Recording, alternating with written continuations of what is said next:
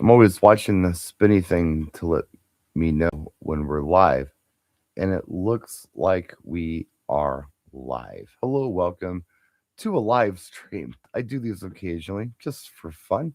Don't always break any records with viewership, but people can go back and watch them later, and we usually do okay. I will do Q&A in this one as well, but what I really want to do is get my thought expressed first before I dive too deeply into that. What I want to talk about is if the music you play requires a lot of mixing and effects, are you really playing the right music for the audience that's in front of you? This particular statement does require some explanation, and I'm going to go to a social media post that I did today to give you that explanation. Again, the title of the social media post is, could it be possible that when the music you play requires a lot of mixing and effects, it's not the right music? I was looking at the chat, and several people have chimed in on that. One person chimed in with, define the right music. And that's fair. Today, with social media, you can't express a huge thought on a post without it not getting a lot of attention. If you want the bold post, you got to keep your phrases relatively short. So I did. But I did write an explanation down here in the comment section, and I'll read it to you. And I might add a few things here and there. Really, though, coming up as I did, when I did as a DJ, I didn't have too many cool toys at my disposal or even a boatload of music in general. All I had was the basics equipment wise and carefully cherry picked tracks. Now, think about this for a minute.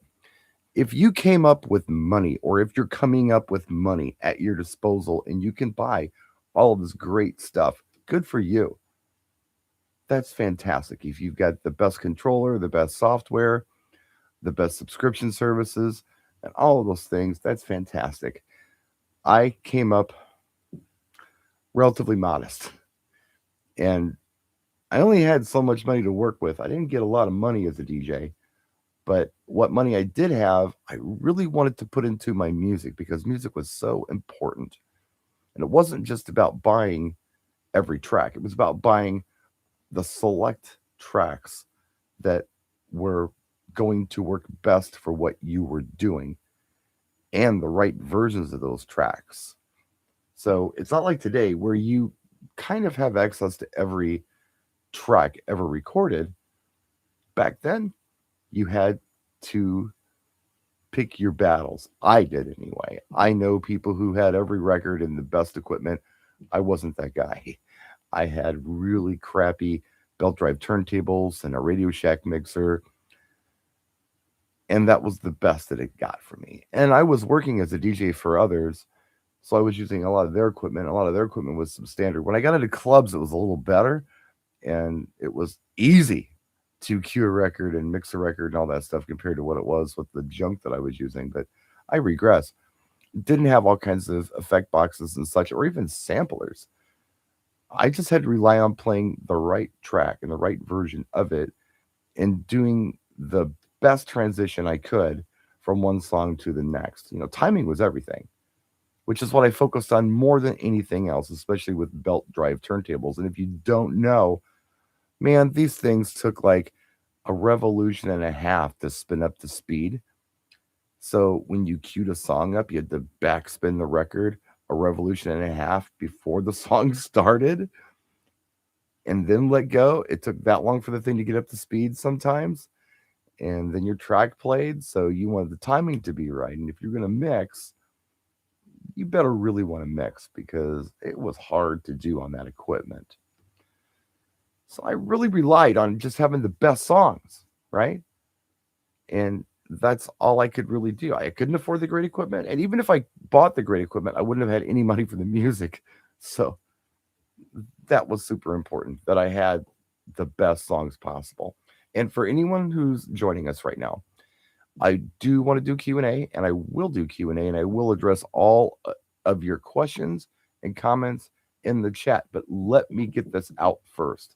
As soon as I get this out, I will go to the chat, and I will address absolutely every question and comment that you make. Promise. So Bear with me. Keep the comments coming. I will get to them, I promise. I see a few already. So, continuing on with what I was saying. So, I picked the best versions of the best tracks for my audiences and played those in the best way I could.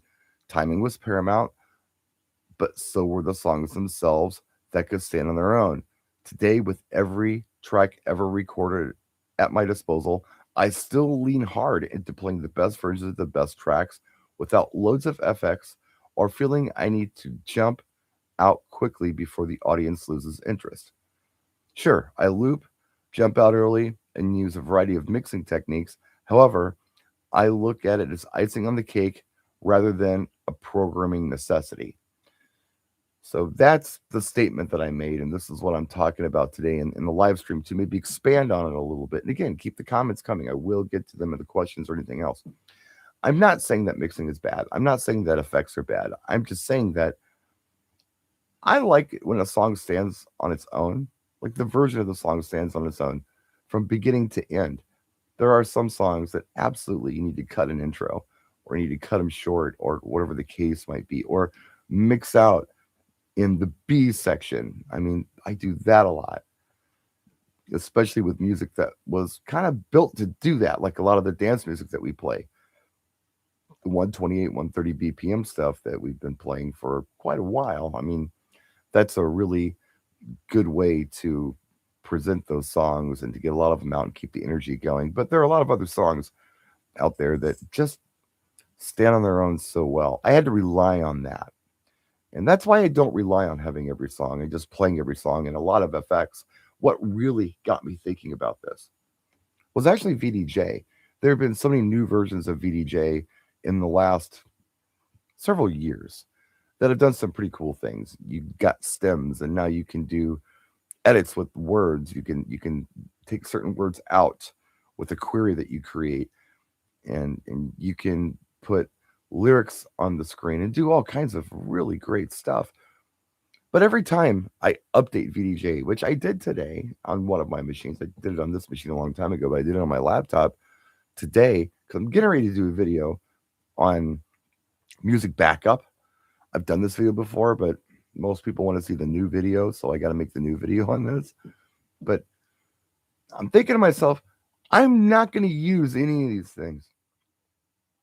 None of them. It's cool, and I can see where they could be really useful in some respects, but I'm probably not going to use them because I'm kind of a straight up DJ. I do it the old school way because I came up that way. And I don't think that's detrimental. I think that's actually a bonus because I always try to think of my programming in that regard, playing the right song in the right version of the song instead of trying to shoehorn in the wrong song with some effects and such. And this is according to the audience, not according to me. This isn't life according to BSR. This is what your audience is asking for. And I know a lot of your audiences want newer things. And sometimes there are things that you have to do to a popular song to make it danceable. Sometimes these tracks aren't necessarily great dance tracks, but they're popular tracks. So you got to do something to them. I get it. I totally get it. Sometimes, even back in the old days, there were certain songs that I felt like needed a pitch up or a pitch down.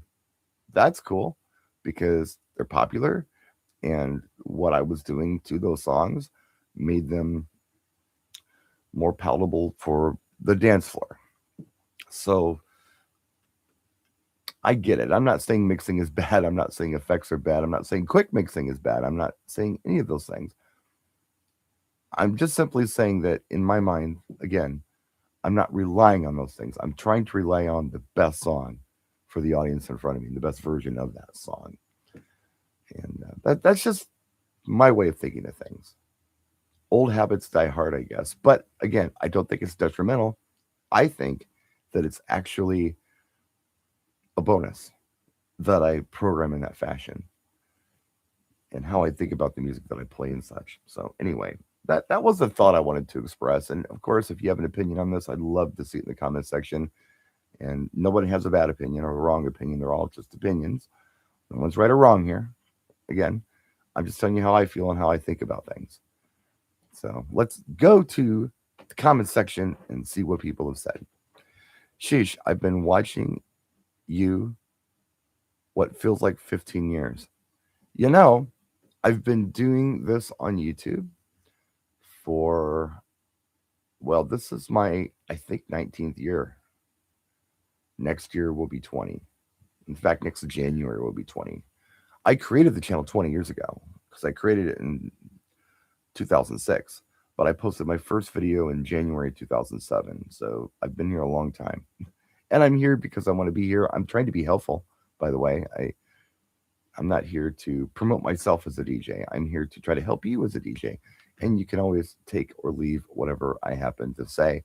I'm just a DJ trying to share some ideas. I'm no authority of any kind. Got some experience and just want to share. So I really appreciate you watching. I appreciate your likes and subscriptions and comments and all of that stuff. So thank you very much for checking me out. Even from the UK, Brian, good to see you. Good to see you. And yeah, I just happened to be up and about. This was relatively early for me because, hey, I'm a DJ. I didn't get into this because I wanted to get up in the morning and go to bed at 9 o'clock at night.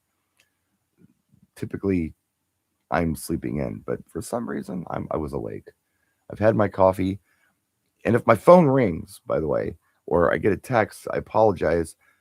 It's been absolutely crazy with client leads. I'm working with a lot of other DJ companies right now that are getting a lot of first of the year inquiries. And a lot of the DJ companies are already booked out a year or two in advance. So they throw me those leads, and I've got something worked out with them where they get a percentage, and then I get the job. It's helping fill my calendar, and it's been just stupid busy.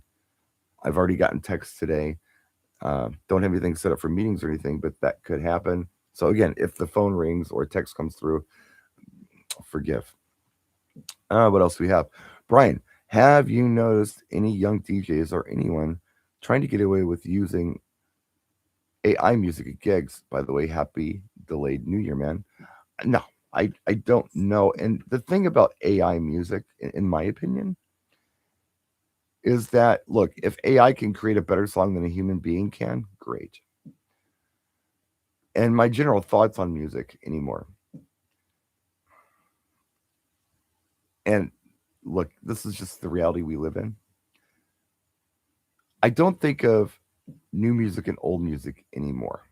What I think about is great music and not so great music, regardless of whether it's new or old.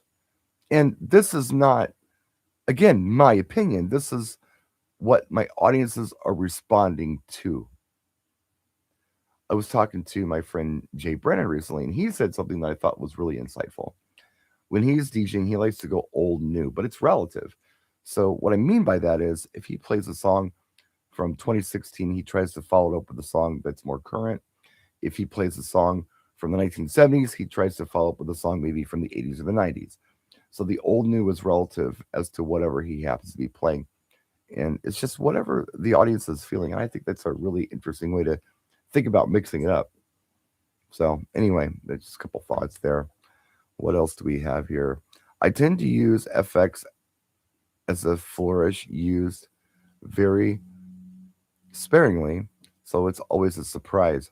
Oh, that sounds cool moment for the crowd. Yeah, I think it's a great way to use FX. When you are predictable as a DJ, I think the audience catches on fast and gets bored when they see patterns or they hear patterns. They tend to tune it out. So the more unpredictable that you can be, I think the better. And that could be the type of mix that you do. Like some people just do 4-bar, 8-bar mixes all night long. Mix that. I think you should mix it up a little bit so you're not predictable. So when you're playing a song, the audience isn't saying, okay, he's going to mix out here and mix into something else. This is when it's going to happen. No, surprise them, keep them on their toes. And I think that's fun. And it's the same thing with FX. I'm not saying they're bad. You can use them, absolutely use them. But yeah, I was just suggesting that if everything you play requires FX or some kind of alteration. Or if you need to alter the song in any way, maybe you should be thinking about some different songs. I don't know. It's just a thought. You're gonna have to do a few like that. Of course you are. But if all night you're altering songs and FXing stuff, rethink your programming, I guess. What's up? Let's see.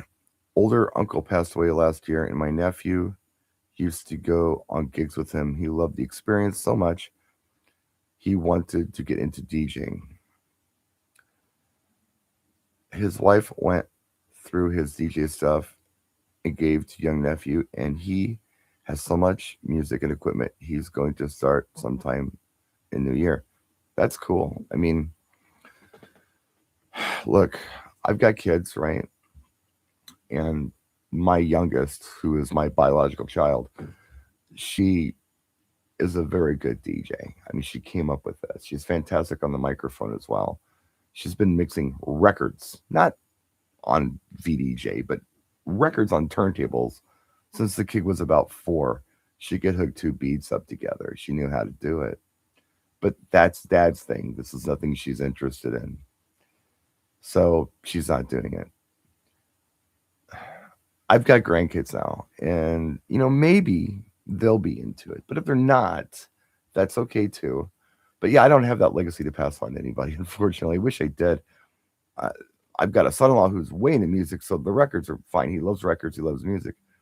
But as far as the art of the DJ thing goes, I really don't have any kids that are, as of right now, very interested in that at all. They know how to do it. They know how to set things up and break them down because they've helped me out. And like I said, youngest been doing it her whole life. But yeah, that's cool. That's really cool. And I know a lot of folks who are DJs that their mom or their dad were DJs as well, or maybe their uncle or something, and they've latched onto it and they've learned from it. And that's great. But not every family is like that. And but that's okay. Everybody's got to do their own thing. I certainly didn't follow my father's footsteps. I mean, he was a machinist and he was in shipping and receiving. And that was his jam, and he really liked it, and he was really good at it. I never did that. I'm like the worst machinist in the world, believe me. What else do we have here? Let's see. What's up? Let's go down here. You're my age. I started the same year. I love the same music you play on some of your lists. I love your posts. Well, thank you. I appreciate the love. I really do. And I think, when I was younger, and I'm talking about late teens, early 20s, I would look at DJs who were 30 and say, oh my God, I don't want to be that DJ. That's old. So I have to figure out a different career path before I turn 30 because I don't want to end up being that guy. Come to find out, here we are 25 years later and I'm still doing it. Or more than that, what am I saying? Who am I kidding? 35 years later, I'm still doing it. You don't have to be that old DJ to be an old DJ, I guess. And it's all in your head anyway. And I can do parties for people much younger than me. I can do parties for schools and colleges, 21-year-olds, and I hang. And the cool thing about it is when I play for them, I'm not doing what the other DJs they may be used to are doing because I'm looking at the good music, not just the new music. And I'm trying to play the best versions of those songs and leaning real heavy into the music itself, like I was talking about earlier. It's just a style. It's my style. I want to be unique. I don't want to be the pick a duck DJ. I did a video on that recently. In fact, I did a whole bunch of videos this week. If you haven't seen them, go back and look. I mean, maybe there's something you're interested in. They're not getting mad views like some of my other videos used to, but they're there and they're for you to watch at your discretion or when you have time. So check those out and like, comment if you could on them. I'd really appreciate it. It helps. It really does help. Let's see, what else do we have here? I'm from the UK. I met you years ago on the American DJ stand at the BPM show in Birmingham. Yeah, I used to really enjoy going to the BPM show back in the old-timey days at the NEC. That was a lot of fun. And then usually I'd take a day in London and What's funny about that is it's been probably, boy, maybe 8 or 9 years since I've been over to the UK. It's been a while, but if I went today and I brought somebody with me, I could give them a tour of London. I'm pretty good as a London tour guide. I know the city pretty well, or the main attractions anyway. I can do the tour of the Thames and take people through, Knightsbridge and all that kind of stuff. And I don't know. I really do enjoy the city of London, but Birmingham was a great show. The old school BPM show over there was a lot of fun, and boy was it well attended. Whole bunch of DJs there. Different world for DJs. For mobile DJs, very different in the states than it is over there. But yeah, it was always a pleasure going over to the BPM show. Had a lot of fun over there, and met some great people. Great people. Some people I still talk to. Let's see here. What else we got? Do you ever make your own color organs and chasers and build lighting cans with Mr. Floodlights and boxes? I no, I don't know what that means. No, I'm sorry, I don't understand the question. Do I? I don't know. I don't understand the question. I apologize. Yeah, somebody's saying their uncle started in the 60s and 70s using the V word. I don't use the V word much. Records. We call them records. We didn't call them vinyl. We call them records. So I still tend to say records when I'm talking about that. Sorry for any confusion on that. Yeah, records. Vinyl was a word that I started to hear a lot when it became a retro thing, and a lot of it was UK. And it's funny, my kids bought me a shirt, and I had it on a live stream or a video a while back. You can see it if you go back and watch. They got it at a record store, and it says the plural of vinyl is vinyl, because I hear people say vinyls a lot, and that is challenging to my ears, but I regress. Let's see. I wonder what art of DJing will be in 20 to 30 years, what it will look like. Who knows? I mean, and that's the funny thing. I mean, if I go back 30 years, that's 1996. I remember exactly what that looked like. Are we more polished today? Yeah. Do we have more music at our disposal? Yeah, we do. But the fundamentals are still kind of the same. You're playing the right songs for the audience in front of you, which is my point of this video. I don't know what it's going to look like. None of us know what it's going to look like. But really, those are the fundamentals. Do we improve? Yes. Do we grow? Yes. Do we try new things? Absolutely. I like to. And new technology comes along that makes a lot of things easier for us. That's all going to change. So we're going to have completely different equipment and probably playing music in a completely different, with a completely different format. Who knows where it's going to be coming from? But yeah, the fundamentals are always, I think, going to be the same for the art of the DJ. Let's see here. My son doesn't DJ, but he's really good with the trombone. So he's got some music DNA in his blood. Yeah, my daughter really likes working events. So right before COVID, which was great timing, she started an event company where she was doing decor and photo booth and those kind of things. She knows how they work because she's worked with me, since she was tiny. She's been on jobs with me. So she understands how this stuff works. She hasn't gotten back into that. They've had a lot of things going on, good things. But you know what? It's related, and she's into it, and she enjoys it, but just not the DJing part. So I get that with, kids into the trombone, kids into music.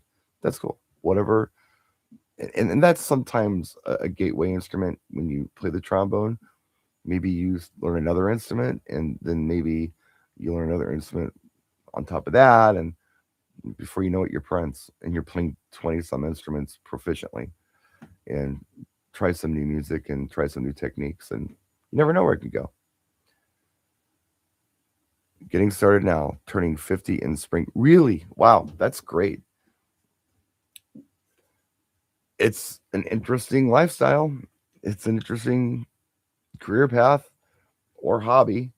If you really love music and you feel like that you have empathy for audiences and can kind of figure out what people like, this is a really good thing to do. You should be doing this. I've known people much older than me who, were like father figures to me, who should have been DJs. Just the way they understood music and the music they'd play and the passion they had for it.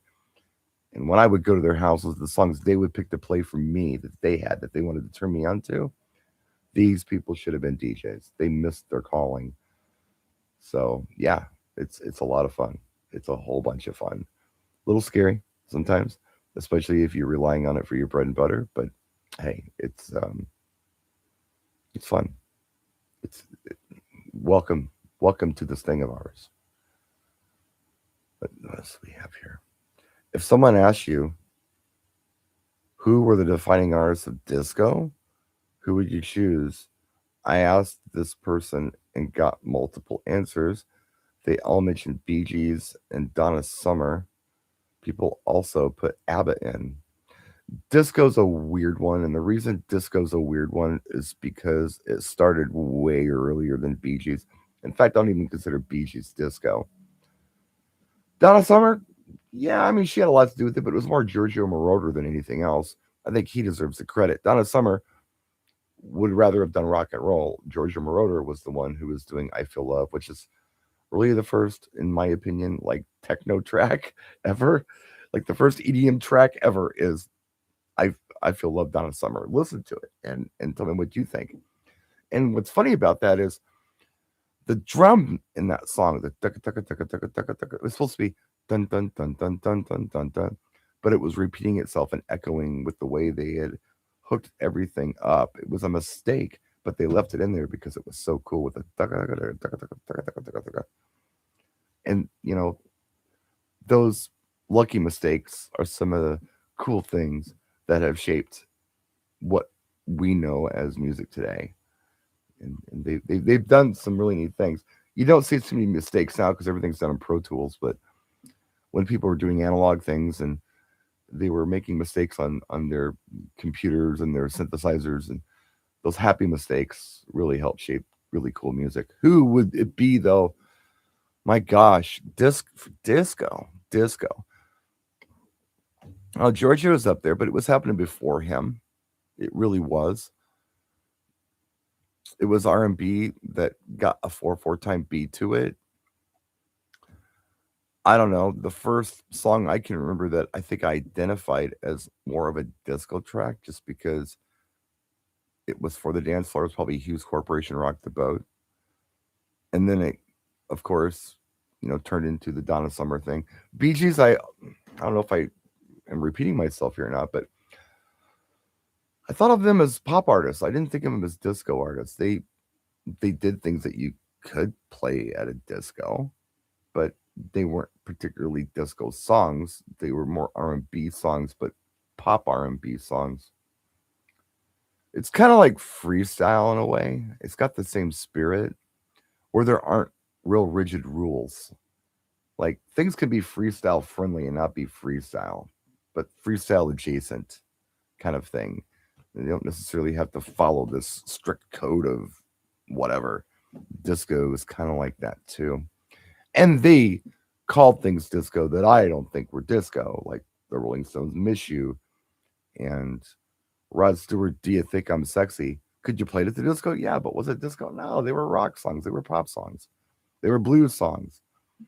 Disco was just one of the things that they would work for, but were they disco? No, I don't believe that. But I do love disco. I love it. And let's see, someone gave me some money. Thank you very much for $5, man. I I made some purchases on Amazon the other day, and I really felt guilty about it. It was stuff for my shop, and actually something funny for my kid. I wanted my kid to have it. It's a little like a red box with glass on it with a 10 millimeter socket in it, and it says "In case of emergency, break glass." I thought he'd love it for his garage. I thought that was funny, but I spent 25 bucks. I thought, man, if I could make a few bucks back doing just a live stream, it would help offset the price of my $25 Amazon purchase I made. So anyway, thank you for that. Not necessary, absolutely, but I really do appreciate it. Thank you. Every little bit helps because like I said before, I ain't rich. I'm not independently wealthy over here. Just doing this to try to be cool and try to be helpful. And so thank you for that. I really appreciate it. So back in the day, we would build our own lighting equipment. We would use coffee cans and colored floodlights. Then we would build relays that would make them go to the music. When I first started working for a mobile company, I got a hair here that's driving me nuts. So pardon me for that. Anyway, they used to buy these like 4 foot and 6 foot theatrical light can holders, like for stage, like you put them at the front of the stage. They'd be like your floodlights for the stage. They used to take those, rewire them, and turn them upright, and use those for chasing dance lights on a lighting computer. So building that kind of stuff was something that we did. I did a little bit of it, but by the time I started my own company and started investing in lights, that was 94. I'd already been doing it for 10 years, but this was my turn. And by that time, there were some pretty cool offerings out there for DJs where we didn't have to do that. So, back then, you were relying on things like beacons. I thought beacons were great. Something I never had that I always wanted. Now I don't care, but back then I thought it would be so cool to have a red and a blue beacon. So my setup kind of looked like a police car.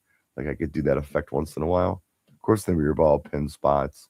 But when it came to chasing floods, you had a different gel for every color, and you had the 6 foot strip. I don't know how many lights ended up in there, how many different colors that you actually ended up with. Probably six that repeated themselves.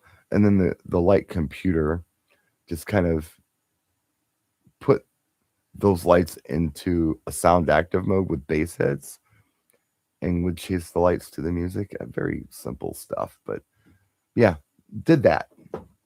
Did a little bit of that when I was coming up. Let's see what else.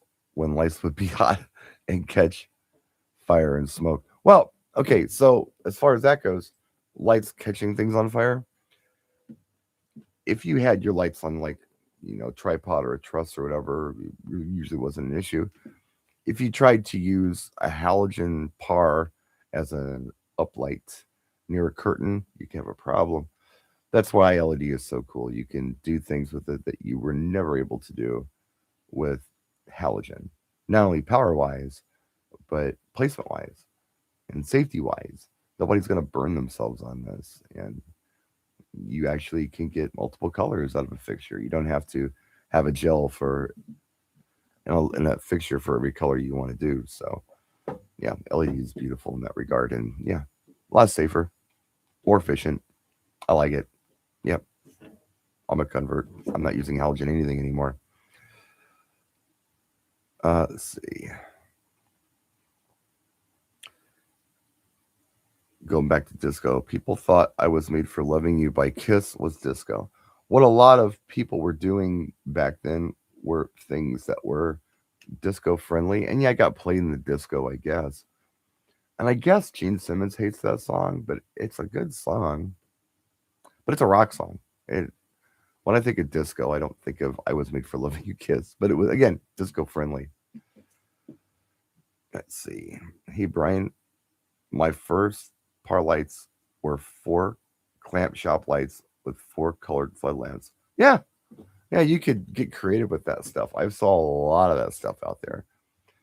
There were a lot of lighting snakes and such that I would make from, the hardware store with conduit parts, electrical boxes, homemade light switches. Yeah. Don't have to do any of that anymore. In fact, I mean, everything I do now, here's my light controller. It's this Ape remote. I know Ape is not in everybody's price range, but I really like it because it's easy. I mean, I've got to do all adaptive stuff, right? I can't take extra steps like some people have the liberty of doing with the one hand thing after the stroke. So everything I got to make it as easy as possible. So this is ecosystem. This is lighting control. My lights are battery powered, wireless in every way, and easy. And I can do every fixture in the Ape lineup with the same remote. It's all the same ecosystem. So much easier than it used to be. So much easier to set up, carry, break down. It's safer. And I think it delivers a better overall product. That's my personal feeling on it. I think it's a better product than what I had before. But yeah, hi everybody. Thank you all for jumping in on this today. Just wanted to do a live stream. If you've looked at your news feed today, man, there's a lot of stuff in there that just isn't making me happy. I don't know about you, but I thought we could all use a little distraction. So anybody who's tuned in, I really do appreciate you tuning in. And if you could do me a solid and hit the like button, I'd appreciate it. That's a big deal. I don't know why. I don't understand the YouTube game. I try not to like play it all the time, but sometimes I got to mention this stuff because it actually does help. So yeah, if you could hit the like button or whatever, I'd appreciate it a lot. Always a pleasure to be here for you, and I, like I said, I want to be helpful. So if there's anything I can ever help you with, let me know. And that's where I get my ideas from all of you. And I usually go to forums like the DJ Help Desk, and I'll pull questions from there. But yeah, in my own comment sections, I typically am not paying a lot of attention to old videos with the comments. Guys, there's thousands of them. I can't possibly go back and look at them all. But I'm usually monitoring the comment sections of my most recent videos. And if anyone has a question in there, I'd like to address it if I can. Some things I can't do. Some things I don't know that I'm the person to answer the question. I'm not the guru of DJing. I just do what I do. If I feel like I can be helpful and have something to offer, yeah, I'll do video on it. So anything you need at all, just please do let me know. You're still collecting music? Absolutely collecting music. Always collecting music. I mean, I am subscribed to Promo Only and Top Hits USA, and I grab other things too. I'm grabbing weirdo stuff that maybe doesn't come up on there. I'm going and doing back catalog stuff as long as I missed the first time around. Because the thing is, it's not just about music for work, which is what I call most of my currents. It's about music that I enjoy because I like music. I love music. So not everything I buy is necessarily for clients. Some stuff is for me because I just like it. A lot of people view music as whether their clients will dance to it or not. I don't. I just love music. And that's why I do this. This is what attracted me to this job. That and empathy for those who are the audience and what they may like. And I thought I had a pretty good handle on that, so that's why I'm doing this. How's Promo Only? Promo Only is really good. They do a whole bunch of, well, they're really good with hip hop. They're really good with club mixes. They're really good with currents. They usually come out with things faster than anybody else. Their video service is great. Their video downloads are great. They're wonderful people to work with. Promo Only is good. I've been with Promo Only since, I guess, must have been October 97 is when I signed up for Promo Only. So almost 30 years I've been with Promo Only. And you could go online and kind of look at what was on the releases. And back then it was like, I think it was $160 a year for a 12-month mainstream thing. But you can pick from other series if you wanted to. So I remember when I first signed up, I really wanted this Daft Punk Around the World song, which turned up on July Club. of 97. I was able to order that as a back catalog piece. I still have that disc. It's a good disc. So yeah, it's really good. And they offer several different tiers. You can do the full on ride that's like $100 with the music and video, just music. I think it's 50. And but you could just get a service or two or essentials or whatever. They cost significantly less. And I do want to do a video about that. I'm friends with people at Promo Only. Nick Hahn's a very good friend of mine. We've been talking about this for years, where we do a video talking about ways that you can use Promo Only without just getting the full ride. If you don't need the full ride, Top Hits USA is cool. Otto over there is fantastic. I love that guy. They do really cool short mixes that I really enjoy, like of EDM stuff. And the other thing that they do that Promo Only doesn't do is they do smooth jazz. And that I use a lot for like dinner and cocktail. It's good. So the other pools that I'm aware of don't do smooth jazz. Top Hits USA is the only one who does it. So they're both great services. And of course, the Latin stuff and the country stuff and all that, they all do that stuff. And they do a good job with it. So yeah, Promo is a good company to work with. Glad to hear from another Top Hits USA subscriber. I started with them in radio back in the 90s. Yeah, they're great. And Ada's such a good dude. They're out of Detroit. They've been there for a very, very long time. It's actually RPM, and they supply a lot of the radio stations' music. So, yeah, they're solid. They're good people over there. They're all really, Jenny's cool. They're all cool. Used to be a young lady over there named Jordan that I really liked too. She was super nice. But yeah, great service and friendly people. And if you're ever interested in, say, Top Hits USA, you want to check them out, if you reach out, they'll give you a free month or two just to review. And you can get that, like, I think now you can probably get a download, but you can get like a DVD. I don't have one handy to grab and show you, but it's like a DVD of music. And it's all in MP3 format. And you can just load it on your computer and check it out, see what they have to offer. They'll give that to you for free. So there's no obligation.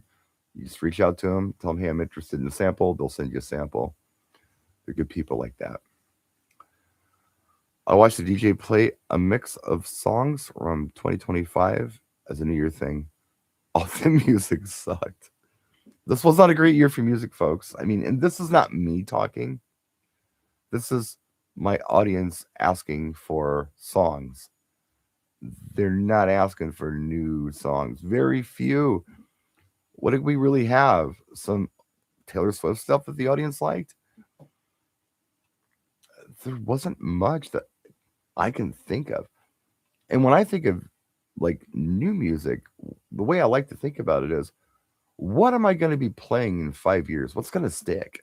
What's going to be Uptown Funk, or what's going to be Yeah, or what's going to be One More Time, or what's going to be I Got a Feeling, or you name it.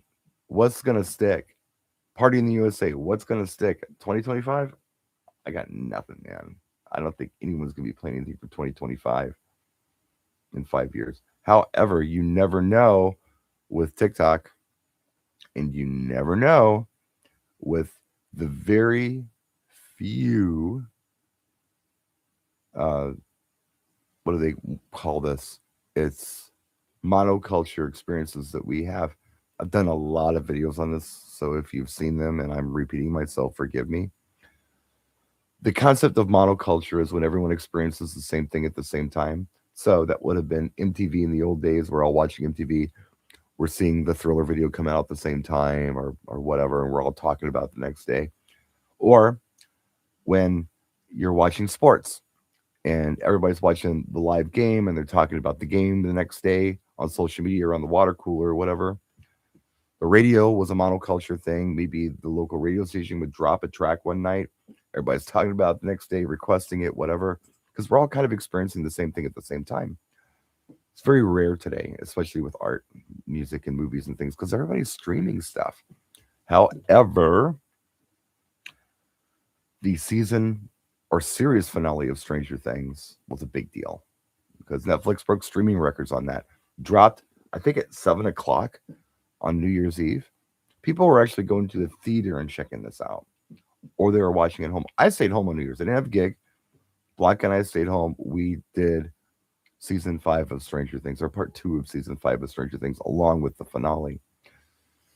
The reason I bring this up is because not only was that kind of a monoculture moment, but something happened in there that blew my mind. Somehow they were able to license not one, but 2 Prince songs, When Doves Cry and Purple Rain, in very important moments of the finale. So a whole new generation has discovered Prince. They say that Gen Z, rather, knows who Michael Jackson is, but they don't really know Prince or understand him. So I think that was a really cool introduction to him. So don't sleep on Prince this year, DJ. Just be aware of this. Have When Doves Cry ready. Purple Rain might be a slow dance song at all of your high school gigs. Who knows? Maybe the slow dance is back. And that's when you can play because they're all going to know it. And I thought that was pretty cool. But I, yeah, like I said earlier, just because a song is new doesn't mean it's good. And just because a song is old doesn't mean it's bad. We got to play just the good stuff. Just play the good stuff. Whatever that happens to be for the audience in front of you. It's kind of up to them. And a lot of audiences will ask for new things. They'll really want to hear it, but then when you play it, they don't know how to react to it. That's the thing. So you got to throw that really good older stuff in there around the new stuff. Like Jay was saying, the old new concept, kind of keep things going. Whatever they react best to, that's what you play. So let's see what else. A couple of things. Did you do your Halloween lights last year? Yeah. Blanca does the decorations and I light it. And we do that every year. And we do fog and all kinds of whatever we can get away with, we do. So yeah, we did do that this year and it was a lot of fun. I put a few pictures up on YouTube, but not a lot of video, a little bit of video though. Bubble Machine, that was a big hit too. So yeah, it's kind of a tradition here. We like doing that. Even when I work, sometimes I end up working clubs on Halloween night, whatever that Saturday is. But that doesn't happen until 9, and trick-or-treating starts at like 4, so I still have some time to play around with that here at the house, which is fun. Didn't play at the club this year, though. It got canceled. Or did I? No, I didn't. It got canceled for whatever reason. It got canceled. So, yeah, did the lights. It was a lot of fun. Let's say hi, Brian from Liverpool. Oh, was just thinking about Liverpool the other day. I've been to Liverpool, and I did a bunch of pictures on Facebook recently from my Liverpool trip. I did the Beatles tour. I really liked it. It was fun. It wasn't what I thought it was going to be. Liverpool was cool. I liked it. Do you think I can visit pubs in person by knocking on doors and speaking to the owner manager and sell them a retro night, 50s through 90s, or is it all online now? Yeah, I think you can. In fact, I was just noticing one of my DJ friends. He's moving from Reading. He's been living in Reading for, I don't know, most of his life. I think he lived in Reading. He's moving north. He's going up near Manchester somewhere, like way up beyond Manchester, way up in the middle of nowhere. He's still doing Motown nights, like once a month at this hotel, and they do really well with it. I don't think it's a bad idea at all. You can go in and say, hey, and this is maybe how I might approach it. Find out what night they have nothing cooking. So what's your slowest night? What if I came in and I played on that night and brought an audience in? That's a really good way to approach it. So it's a night you're not doing any business anyway. How about we take that night and we make that night really cool? And yeah, suggest a retro night. I think we do well with that in Milwaukee. I think there's a lot of places to go to hear what someone 20 years old might want to hear, but there's not really anywhere to go for people my age, but people my age like to go out. There are a few places, but I think they could use more. I mean, there's not this one place that people go when they decide they want to go out. If Blanc and I decided that we want to go out one night, we wouldn't know where to go. For us, we don't want 80s new wave, you know. We don't want Bad Bunny. Something in between would be nice, and Yeah, so I think those retro nights are a really good idea. Uh, so I think that's the best way I approach them in person, so I can see if it's the kind of place I like to play. Yeah, yeah, that's really good advice. I don't want to work with people who don't want to work with me. I want to work with people who want to work with me and believe in what I'm doing. That I like too. That aren't going to be difficult. I want to work with somebody who's standing there with their arms folded. All right, do something. That would suck. I would hate that. Retro nights are my favorite. Yeah, I dig them too. All right, guys, I'm going to wrap the live stream. Thank you so much for tuning in, and I hope I hit your questions. And I really appreciate you all for watching. And yeah, if you like these and want to see more, let me know, and we'll try to do more. I was doing them once a week for a while. I've kind of gotten away from that, but if you'd like me to get back to that, maybe I can plan a live stream for a certain day of the week. What is today? Thursday. Thursday is probably a good day for that. Of course, when summertime hits, you won't see much of me at all. I'll be outside doing things, but it's still a little cool right now, so I don't mind doing this kind of stuff. Anyhow, thanks a lot, guys. Appreciate you tuning in. We'll see you next time. Practice and enjoy.